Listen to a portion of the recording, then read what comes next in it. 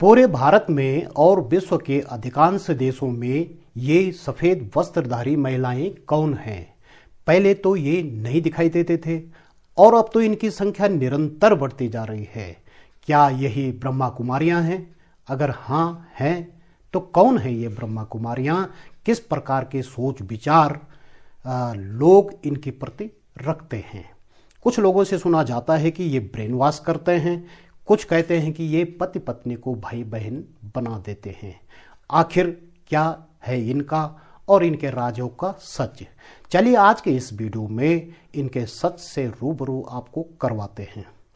ईश्वर के ज्ञान और उनकी शिक्षाओं का स्वयं अपने में धारण करके, उसका अनुसरण करके परमपिता परमात्मा के ज्ञान और शिक्षा के संदेश को पूरे विश्व में पहुंचाकर अपने दिव्य सौम्य व्यवहार से शांति और भाईचारे के वाइब्रेशंस फैला करके देव संस्कृति का परचम भारत सहित पूरे विश्व में फैलाकर समाज से अज्ञान का अंधकार और नकारात्मकता के माहौल को समाप्त करने और भारत को फिर से विश्व गुरु बनाने का पवित्र संकल्प लेकर कार्य करने वाली ये परमात्मा के शांति दूत बनकर ज्ञान की देवी सरस्वती के रूप में सफेद वस्त्रधारी ब्रह्मा कुमारियां और ब्रह्मा कुमार हैं।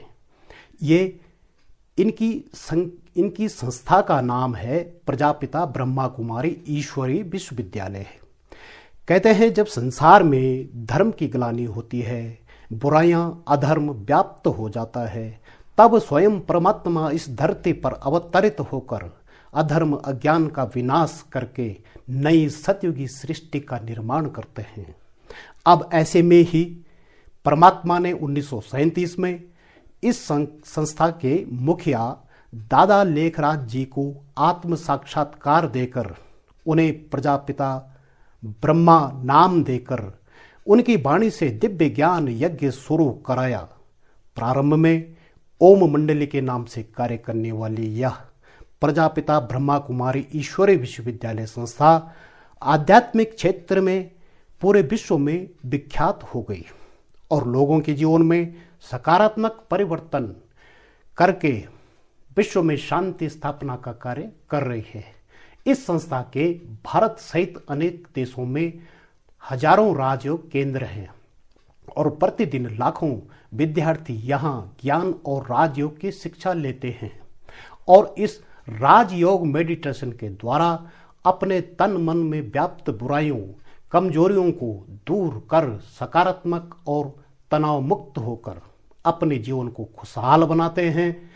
देखिए, जब जेलों में बंद कैदी इस ज्ञान और राजयोग को अपना करके अपनी बुराइयां और परस्पर दुर्व्यवहार को छोड़कर एक मानवीय रूप में संयमित और मर्यादित होकर व्यवहार करने लग जाते हैं, तो क्या कहेंगे आप?